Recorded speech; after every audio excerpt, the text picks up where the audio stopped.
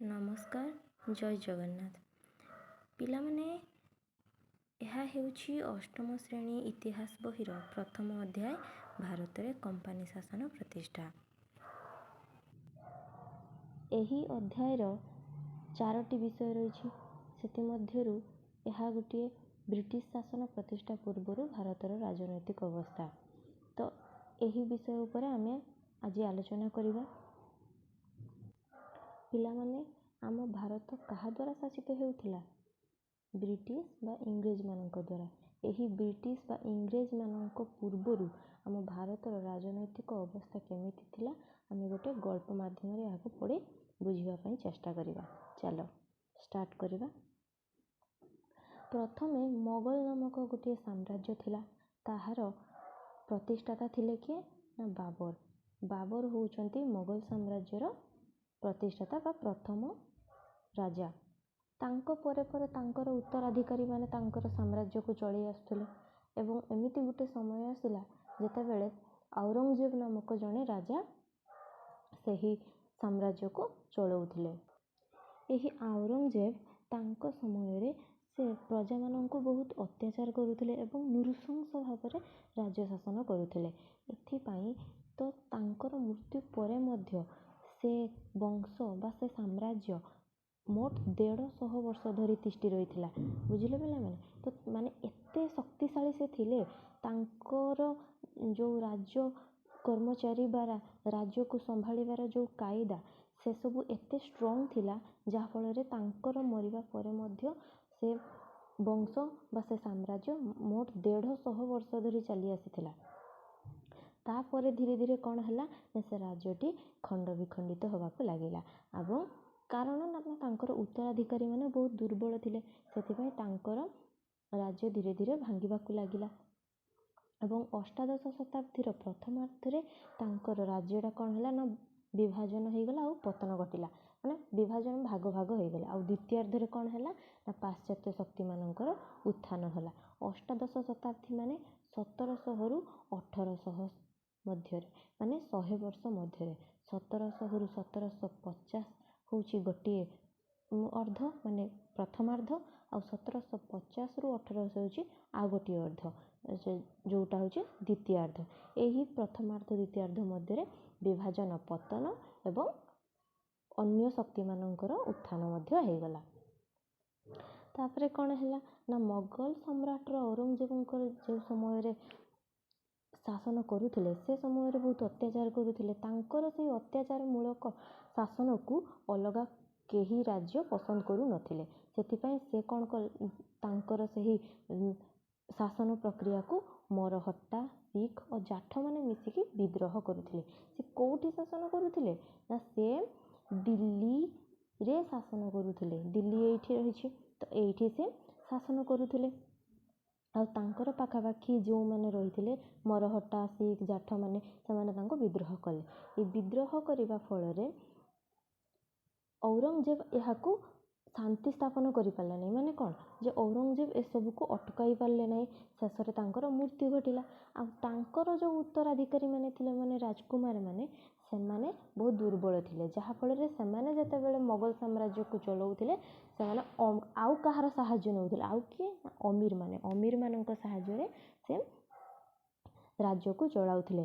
କିନ୍ତୁ ଅମୀରମାନେ ଟିକେ ବୁଦ୍ଧିମାନ ହେଇଯିବାରୁ ଅମୀରମାନେ କ'ଣ କଲେ ନା ଧୀରେ ଧୀରେ ଏମାନଙ୍କୁ ଦୁର୍ବଳ ଭାବିକି ନିଜେ 3 ଭାଗରେ ବିଭକ୍ତ ହୋଇଗଲେ, ଯାହାର ନାମ ହେଉଛି ଇରାନୀ, ଦୁରାନୀ ଆଉ ହିନ୍ଦୁସ୍ତାନୀ। ଦୁରାନୀ, ଇରାନୀ ଆଉ ହିନ୍ଦୁସ୍ତାନୀ।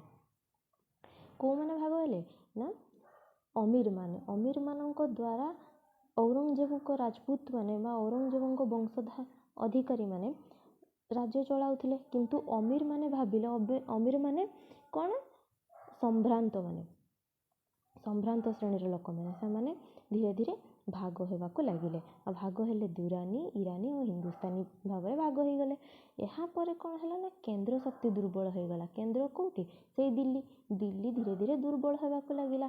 ଆଉ ଦିଲ୍ଲୀ ଅଧିକାରରେ ଯେଉଁ ରାଜ୍ୟମାନେ ଥିଲେ ସେମାନେ ମଧ୍ୟ କହିଲେ କେନ୍ଦ୍ର ଶକ୍ତି ତ ଦୁର୍ବଳ ହୋଇଗଲା, ତ ଆମେମାନେ କାହିଁକି ଆଉ ତାଙ୍କ ଅଧୀନରେ ରହି ଶାସନ କରିବା, ତ ଆମେ ମଧ୍ୟ ଅଲଗା ହୋଇ ଏକ ସ୍ୱାଧୀନ ରାଜ୍ୟ ଗଠନ କରିବା। ଆଉ ସେମାନେ ମଧ୍ୟ ସ୍ୱାଧୀନ ରାଜ୍ୟ ଗଠନ କଲେ।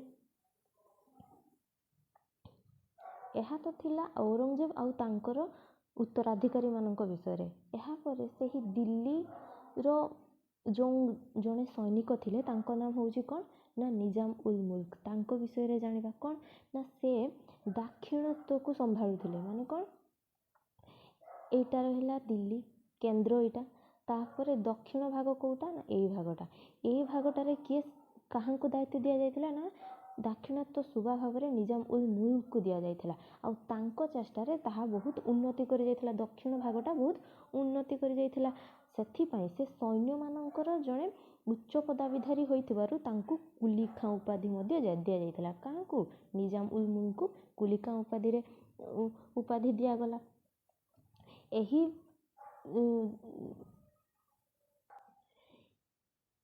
ଏହି ନିଜାମ ଉଲ୍ ମୁଲ୍କର ଶାସନ ପ୍ରକ୍ରିୟା ବା ତାଙ୍କର ବିଶ୍ୱସ୍ତ କାମକୁ ଦେଖି ମୋଗଲ ସାମ୍ରାଜ୍ୟର ଶାସକ ତାଙ୍କୁ ଦାକ୍ଷିଣାତ୍ୟର ଗଭର୍ଣ୍ଣର ବନାଇଦେଲେ। ସେହି ଯେ ଦକ୍ଷିଣ ଭାଗ ଯେଉଁଟା ସେ ନିଜେ ରକ୍ଷା କରି ଆସୁଥିଲେ ଆଉ ଶାସନ କରୁଥିଲେ, ତାଙ୍କୁ ସେଇଠାକାର ପୁରା ପାର୍ମାନେଣ୍ଟ ଭାବରେ ତାଙ୍କୁ ଗଭର୍ଣ୍ଣର ବନେଇ ଦିଆଗଲା। ସେହି ଗଭର୍ଣ୍ଣର ହେବା ପରେ ତାଙ୍କ ମନରେ ଗୋଟେ ଗର୍ବ ଆସିଗଲା। ଆଉ ସେ ଭାବିଲେ ଯେ ମୁଁ ଏହାକୁ ପୁରା ବିସ୍ତାର କରିକି ରଖିବି, ପୁରା ନିଜ ଅଧୀନକୁ ନେଇନେବି। ଆଉ ସେ ମଧ୍ୟ ସେୟା କଲେ। ଆଉ ସେଠାକାର ଲୋକମାନଙ୍କୁ ବହୁତ ଅତ୍ୟାଚାର କରିବାକୁ ଲାଗିଲେ। ଏହା ଦେଖି ପୁଣି ମୋଗଲ ସମ୍ରାଟ ଅସନ୍ତୁଷ୍ଟ ହେଲେ ଏବଂ ହାଇଦ୍ରାବାଦର ଶାସକ ମୁବାରିଜ ଖାଁଙ୍କୁ ଦାକ୍ଷିଣାତ୍ୟ ପଠାଇଲେ। କାହିଁକି ପଠାଇଲେ, କାରଣ ନିଜାମ ଉଲ୍ ମୁଲ୍କକୁ କିଛି ସବକ ଶିଖାଇବା ପାଇଁ କି ସେ ଆଉ ସେଠାକାର ରାଜା ହେବେ ନାହିଁ କି ତାଙ୍କୁ ଗଭର୍ଣ୍ଣର ବନାଯିବ ନାହିଁ, ସେଥିପାଇଁ ମୁବାରିଜ ଖାଁଙ୍କୁ ଦାକ୍ଷିଣାତ୍ୟ ପଠାଗଲା। ହେଲେ ମୁବାରିଜ ଖାଁଙ୍କୁ ଦାକ୍ଷିଣାତ୍ୟ ପଠାଇବା ପରେ ମଧ୍ୟ ନିଜାମ ଉଲ୍ ମୁଲ୍କ ମୁବାରିଜ ଖାଁଙ୍କୁ ହତ୍ୟା କରିଦେଲେ। ଆଉ ହତ୍ୟା କରିବା ପରେ ଆମର ଏଠାରେ କ'ଣ ହୁଏ ଯେ ଆମକୁ ଶାସ୍ତି ମିଳେ, କିନ୍ତୁ ସେତେବେଳେ କ'ଣ ହେଉଥିଲା ନା ଉପାଧି ଦିଆଯାଉଥିଲା। ସେଥିପାଇଁ ନିଜାମ ଉଲ୍ ମୁଲ୍କ ମୁବାରିଜ ଖାଁଙ୍କୁ ହତ୍ୟା କରିବା ପରେ ତାଙ୍କୁ ଅଶୋକ ଜାହା ଉପାଧି ଦିଆଗଲା ଏବଂ ସେ ଦାକ୍ଷିଣାତ୍ୟରେ ରାଜା ହୋଇ ବସିଲେ। ତାପରେ ତାଙ୍କ ମୃତ୍ୟୁ ପରେ ଧୀରେ ଧୀରେ ଦକ୍ଷିଣକୁ କିଏ ସବୁ ଆସିଲେ ନା ୟୁରୋପୀୟ କମ୍ପାନୀମାନେ ସେଟାକୁ ତାଙ୍କର ରାଜନୀତିରେ ହସ୍ତକ୍ଷେପ କରିବା ପାଇଁ ଆସିଗଲେ। ଏହାପରେ ଆମେ ଜାଣିବା କ'ଣ, ଏଥିରେ ତ ଜାଣିଲେ ମୁବାରିଜ ଖାଁଙ୍କ ବା ନିଜାମ ଉଲ୍ ମୁଲ୍କଙ୍କ ବିଷୟରେ। ଏହାପରେ ଜାଣିବା ଅଯୋଧ୍ୟା ବିଷୟରେ। ଅଯୋଧ୍ୟା କାହାକୁ ନେଇ ଗଠିତ ହୋଇଥିଲା ନା ଅଯୋଧ୍ୟା ବନାରସ ବା ବାରାଣସୀ, ଆହ୍ଲାବାଦ ଓ କାନପୁରକୁ ନେଇ ଗଠିତ ହୋଇଥିଲା। ଏହି ଅଯୋଧ୍ୟାର ସୁବାଦାର କିଏ ଥିଲେ ନା ସାଦତ ଖାଁ। ସୁବାଦାର ମାନେ ହେଉଛି ଯେ ନିରାପତ୍ତା, ପୋଲିସ ଓ ଫୌଜଦାରୀ ମୋକଦ୍ଦମା ତଦାରଖ କରୁଥିଲେ, ଯିଏ ନିରାପତ୍ତା ଦେଉଥିଲେ ଲୋକମାନଙ୍କୁ, ପୋଲିସ ଭଳିଆ କାର୍ଯ୍ୟ କରୁଥିଲେ ଆଉ ଫୌଜଦାରୀ ମଧ୍ୟ କରୁଥିଲେ। ସେମାନଙ୍କୁ ସୁବାଦାର କୁହାଯାଏ। ତ ସୁବାଦାର କିଏ ଥିଲେ ନା ସାଦତ ଖାଁ ଥିଲେ। ତାଙ୍କ ପରେ ସଫଦରଜଙ୍ଗ ଅଯୋଧ୍ୟାର ଶାସକ ହେଲେ। ଅଯୋଧ୍ୟାର ଶାସକ ସଫଦରଜଙ୍ଗଙ୍କୁ କରାଗଲା। ଏହାପରେ ସଫଦରଜଙ୍ଗ ଦିଲ୍ଲୀରେ ମଧ୍ୟ ୱାଜିର ବା ପ୍ରଧାନମନ୍ତ୍ରୀ ରହିଲେ। ପ୍ରଧାନମନ୍ତ୍ରୀଙ୍କ ହସ୍ତରେ ବହୁତ ସାରା କାର୍ଯ୍ୟ ରହୁଥିଲା।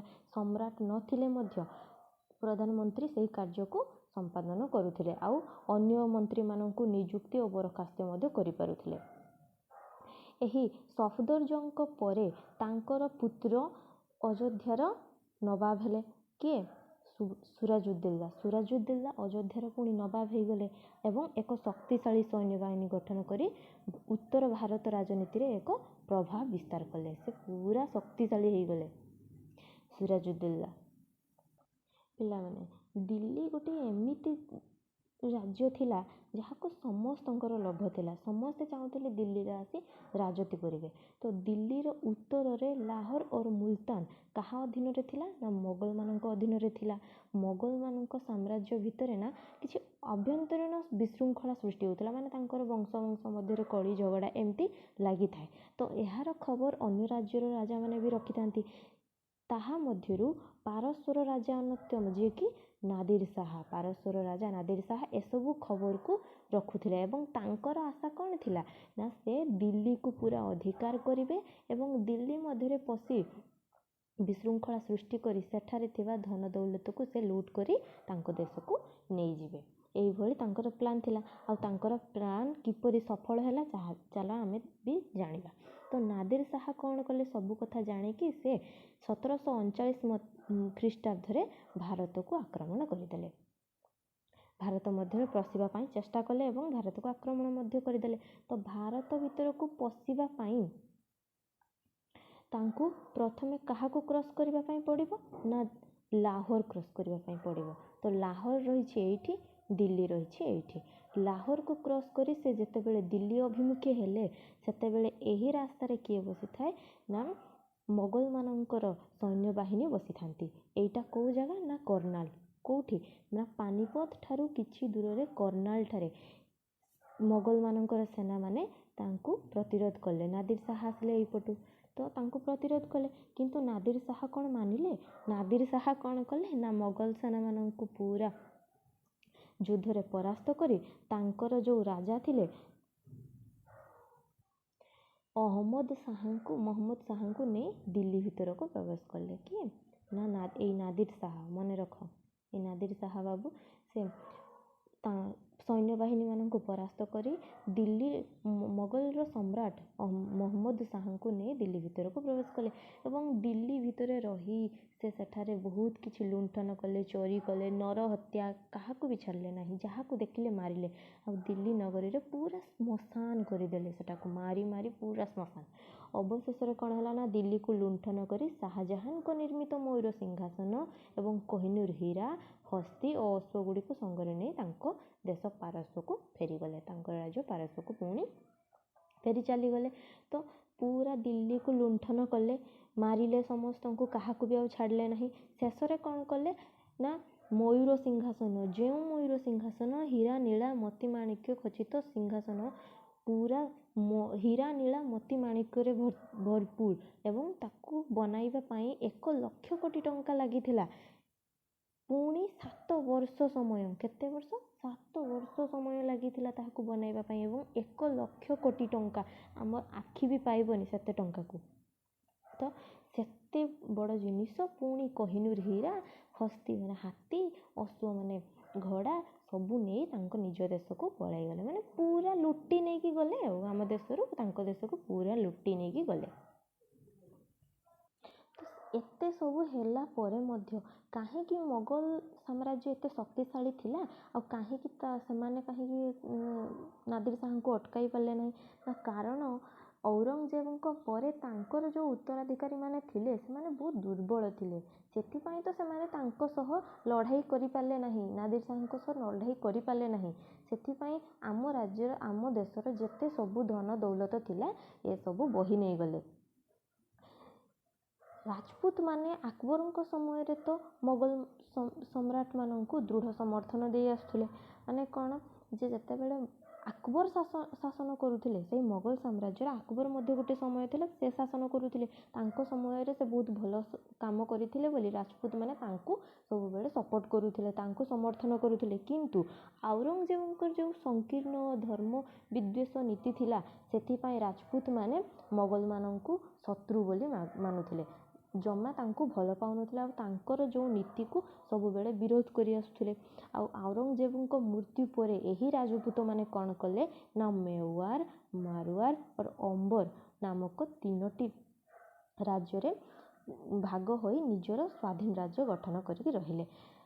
ମନେ ରଖିବ ପିଲାମାନେ, ଏଇ ଗୋଟିଏ ପଏଣ୍ଟ କହୁଛି, ମେୱାର, ମାରୱାର, ଅମ୍ବର ନାମରେ ସେମାନେ ଭାଗ ଭାଗ ହୋଇଗଲେ। ମେୱାର ମାନେ ଉଦୟପୁର, ମାୱାର ମାନେ ଯୋଧପୁର ଆଉ ଅମ୍ବର ମାନେ ଜୟପୁର। ଏଠାରେ କେବଳ ମାୱାର ରାଜ୍ୟର ରାଜା କଥା ଲେଖାଯାଇଛି। କ'ଣ ନା ମାୱାର ବା ଯୋଧପୁର ରାଜ୍ୟର ରାଜା ଥିଲେ ଅଜିତ ସିଂ। ସେ ବହୁତ ଭଲ ଭଲ କାମ କରିଥିଲେ। ସେ ଗୁଜରାଟ, ଆଜମିର ଆଉ ଆଗ୍ରାର ଶାସନକର୍ତ୍ତା ଭାବରେ ରହିଥିଲେ ଏବଂ ସେ ଦିଲ୍ଲୀ, ଜୟପୁର, ବନାରସ, ମଥୁରା ଓ ଉଜ୍ଜୟିନୀରେ ଜ୍ୟୋତିର୍ବିଜ୍ଞାନୀ ପର୍ଯ୍ୟବେକ୍ଷଣାଗାର ଗୁଡ଼ିକୁ ପ୍ରତିଷ୍ଠା କରିଥିଲେ। ତାମାନେ କେତେ ଭଲ ଭଲ କାମ କରିଛନ୍ତି। କିନ୍ତୁ ଏହି ରାଜପୁତମାନେ ମରହଟ୍ଟା ଓ ଜାଠମାନଙ୍କ ସହିତ ନିବିଡ଼ ସମ୍ପର୍କ ରଖିଥିବାରୁ ତାଙ୍କର ଆଉ ଉତ୍ଥାନ ସମ୍ଭବ ହୋଇପାରିଲା ନାହିଁ। ମାନେ ସେମାନେ ମୋଗଲ ସାମ୍ରାଜ୍ୟକୁ ଏତେ ଉପରକୁ ଆଉ ନେଇପାରିଲେ ନାହିଁ। ଏହା ତ କେବଳ ମୋଗଲମାନଙ୍କର କଥା ରହିଲା। ଏହାପରେ ଆମେ ଜାଣିବା କାହା କଥା? ଶିଖମାନଙ୍କ କଥା ଜାଣିବା। ଶିଖମାନେ କ'ଣ କଲେ? ମୋଗଲମାନଙ୍କର ଗୋଟେ ସମୟ ଥିଲା, ତାପରେ ଆସିଲା ଶିଖମାନଙ୍କ ସମୟ। ଶିଖମାନଙ୍କ ସମୟରେ ଶିଖମାନଙ୍କୁ ଗୁରୁ ଗୋବିନ୍ଦ ସିଂ ନାମକ ଜଣେ ଲୋକ ପୁରା ଲଢ଼ୁଆ ଗୋଷ୍ଠୀ ଭାବରେ ଗଠନ କରିଥିଲେ। ସେଥିପାଇଁ ତ ତାଙ୍କ ପରେ ବାନ୍ଦା ବାହାଦୁର ଗୁରୁ ଗୋବିନ୍ଦ ସିଂ ମରିଗଲେ। ତାଙ୍କ ପରେ ସେ ଦଳର ବା ସେ ରାଜ୍ୟର କିଏ ଦାୟିତ୍ୱ ନେଲେ ନା ବାନ୍ଦା ବାହାଦୁର। ସେ ମଧ୍ୟ ଶିଖମାନଙ୍କୁ ଗୋଟେ ଲଢ଼ୁଆ ଗୋଷ୍ଠୀରେ ଗଠନ କରି ନିଜର ଶିଖମାନଙ୍କୁ ନେତୃତ୍ୱ ନେଇ ଲାହୋର ଅଧିକାର କଲେ। ସମସ୍ତଙ୍କର ନଜର ତ ସେଇ ଦିଲ୍ଲୀ ଆଉ, ତ ସେ ମଧ୍ୟ ଲାହୋରକୁ ଅଧିକାର କଲେ ଏବଂ ଶିଖମାନେ ଲାହୋର ଅଧିକାର କରି ତ ନେଲେ ସତ, କିନ୍ତୁ ଝେଲମ ନଦୀଠାରୁ ସତଲେଜ ନଦୀ ପର୍ଯ୍ୟନ୍ତ ଯେତେ ଗୁଡ଼ା ଭୂଖଣ୍ଡ ଥିଲା ନିଜ ଅଧୀନକୁ ନେଇଗଲେ। ହେଲେ ନିଜର ଗୋଟିଏ ହେଲେ ବି ରାଜ୍ୟ ସେମାନେ ଗଠନ କରିପାରିଲେ ନାହିଁ। ତାଙ୍କର ରାଜ୍ୟ ଗଠନ କରିବାରେ ସେମାନେ ଅସଫଳ ହେବାରୁ ସେମାନେ ଯେଉଁ ଗୋଟିଏ ଭୂଖଣ୍ଡକୁ ନେଇଥିଲେ ତାହାକୁ ଗୋଟେ ସଂଘ ହିସାବରେ ରଖିଥିଲେ ଏବଂ ସେହି ଗୋଟିଏ ସଂଘକୁ କ'ଣ କୁହାଯାଉଥିଲା ନା ମିସଲ। ପ୍ରତ୍ୟେକଟି ସଂଘକୁ ଗୋଟେ ମିସଲ କୁହାଯାଉଥିଲା। ଏହି ମିସଲ ଗୁଡ଼ିକୁ ଅନ୍ୟ ରାଜ୍ୟର ରାଜାମାନଙ୍କର ବି ନଜର ଥିଲା। ତ ତା ମଧ୍ୟରୁ ଜଣେ ଥିଲେ କି ନା ଆଫଗାନର ରାଜା ଅହମ୍ମଦ ଶାହ ଅବଦଲୀ। ସେ ଚାହୁଁଥିଲେ ଯେ ମିସଲ ଗୁଡ଼ିକୁ ନଷ୍ଟ କରିଦେବେ। ସେଥିପାଇଁ ସେ ଆସିଥିଲେ, ସେ ମିସଲ ଗୁଡ଼ିକ ଉପରେ ଆକ୍ରମଣ କଲେ, କିନ୍ତୁ ତାଙ୍କର ଚେଷ୍ଟା ବିଫଳ ହେଲା ଏବଂ ସେ ପୁଣି ତାଙ୍କ ଦେଶକୁ ଫେରିଗଲେ। ମାନେ ଦେଖ ନା ପିଲାମାନେ, ମଝିରେ କ'ଣ ହେଇଯାଉଛି, ଏମାନେ ବନଉଛନ୍ତି ତାଙ୍କର ସଂଘ ଗଠନ କରୁଛନ୍ତି, କିଏ ମଝିରେ ଆସିକି ସେ ସଂଘକୁ ଭାଙ୍ଗିବ କହିଲାଣି। ମାନେ ଚାଲିଥାଏ ଆଉ ତାଙ୍କ ମଧ୍ୟରେ ଗୋଟେ ଯୁଦ୍ଧ। ପୁଣି ଅଷ୍ଟାଦଶ ଶତାବ୍ଦୀରେ ଶେଷ ଭାଗକୁ ମହାରାଜା ରଣଜିତ ସିଂ ଏହି ମିସଲ ଗୁଡ଼ିକୁ ଏକତ୍ରିତ କରି ଏକ ଶକ୍ତିଶାଳୀ ରାଜ୍ୟ ଗଠନ କଲେ। ତ ମହାରାଜା ରଣଜିତ ସିଂ ପୁଣି ଏହି ସଂଘ ଗୁଡ଼ିକୁ ଏକାଠି କଲେ ଏବଂ ଗୋଟେ ଶକ୍ତିଶାଳୀ ରାଜ୍ୟ ହିସାବରେ ଗଠନ କଲେ। ଏହାପରେ ସେଇ ପୁଣି ମୋଗଲ କଥା କହିଲା କ'ଣ ନା ଔରଙ୍ଗଜେବଙ୍କ ସମୟରେ ମରହଟ୍ଟା ରାଜ୍ୟ ବି ଶକ୍ତିଶାଳୀ ଥିଲା। ସେ ମରହଟ୍ଟା ରାଜ୍ୟକୁ କିଏ ଶକ୍ତିଶାଳୀ କରିଥିଲେ ନା ଶିବାଜୀ ନାମକ ରାଜା। ଏହି ଶିବାଜୀଙ୍କର ମୃତ୍ୟୁ ପରେ ଶିବାଜୀଙ୍କର ଯେଉଁ ପୁତ୍ର ଥିଲେ ଶମ୍ଭୁଜୀ, ସେ ଆଉ ମୋଗଲମାନଙ୍କ ସହ ପାରିଲେ ନାହିଁ। ତ ମୋଗଲମାନଙ୍କ ସେତେବେଳେ କିଏ ଥିଲେ? ଔରଙ୍ଗଜେବ ଥିଲେ। ତ ଔରଙ୍ଗଜେବ ବହୁତ ଶକ୍ତିଶାଳୀ ଥିଲେ। ସେ ଶିବାଜୀଙ୍କର ପୁତ୍ର ଶମ୍ଭୁଜୀଙ୍କୁ ମୋଗଲମାନେ କ'ଣ କଲେ? ମାରିଦେଲେ।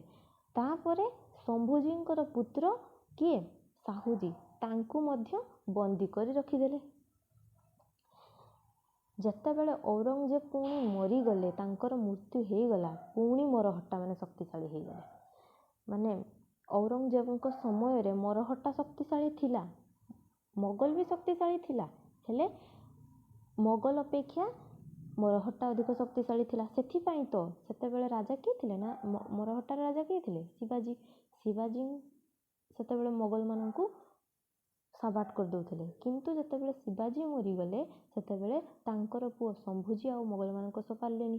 ଆଉ ମୋଗଲମାନେ ଶମ୍ଭୁଜୀଙ୍କୁ ବନ୍ଦୀ କରି ମାରିଦେଲେ। ତାପରେ ତାଙ୍କ ପୁଅ ସାହୁଜୀଙ୍କୁ ବନ୍ଦୀ କରିଦେଲେ।